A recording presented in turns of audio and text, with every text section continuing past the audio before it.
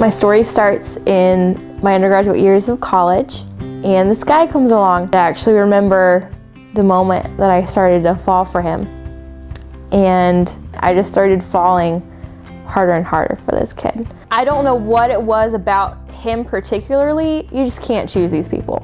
It just happens.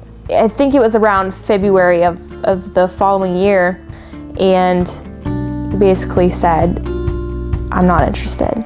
And that ended all communication between us. He didn't want to talk to me. He didn't want to see me. Like, that was it. We were done. And I was so devastated because things had seemed to be going so well. And he had broken my heart without me ever realizing I'd given my heart to him. And I just became super angry. I was really bitter. I was angry at the world. I was like, I don't want to talk to these people. I don't want to talk to my friends. I just want to be this really super bitter person that wallows in my sorrows.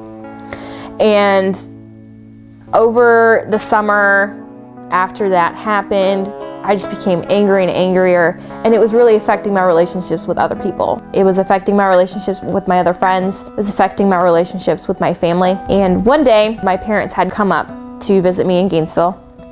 We were watching a football game, and my mom was trying to talk to me, and all of my answers were really curt, very short, and I guess not in the most pleasant manner.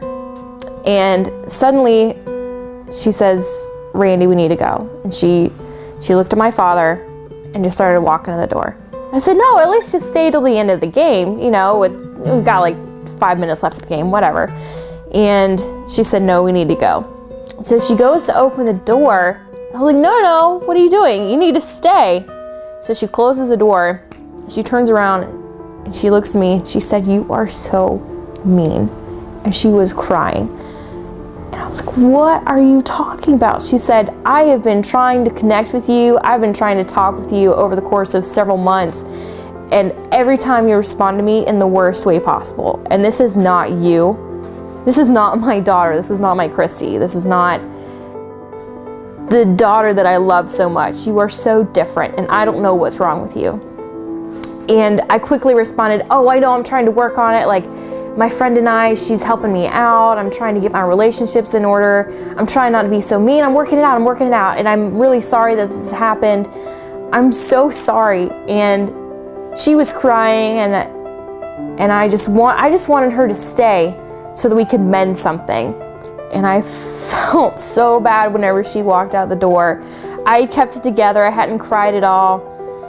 And then I went to take a shower that evening, and I was just mulling over what had happened with my mom. And I started to like scrub my skin super hard. And I ended up scrubbing my skin raw because I felt so dirty. And I felt so guilty about what I had done to my mother. And suddenly I just fall to the ground and start weeping. I just wept and I wept and I wept because my mother is one of the most important people to me in this world. My father is so important to me. And I made my mom cry. And that was so upsetting to me. It still makes me upset because I hate to see her cry.